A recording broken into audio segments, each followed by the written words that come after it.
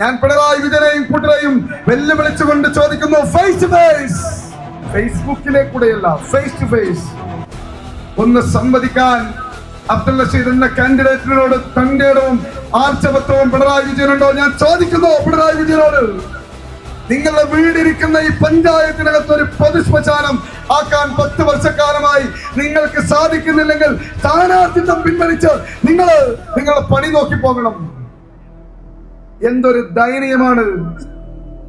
ഞാൻ കഴിഞ്ഞ ദിവസം വേങ്ങാട് ഒരു മരിച്ചു വീട്ടിൽ പോയിട്ട് ഞാനിങ്ങനെ ചോദിക്കുമല്ലോ, നമ്മൾ എപ്പോഴാ ചടങ്ങ്, എവിടെയാ വെക്കുന്നത്?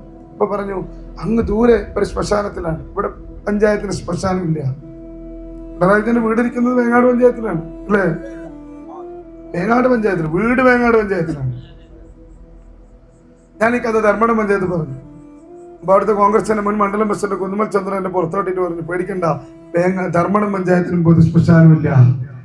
നാം ആഗ്രഹിക്കുന്ന നല്ല മാറ്റത്തിനായി സർവ്വ പിന്തുണയും നൽകി ശക്തി പകരാം. ധർമ്മടം നിയോജക മണ്ഡലം UDF സ്ഥാനാർത്ഥി അഡ്വക്കേറ്റ് അബ്ദുൾ റഷീദിനെ കൈപ്പത്തി അടയാളത്തിൽ വോട്ട് ചെയ്ത് വിജയിപ്പിക്കുക.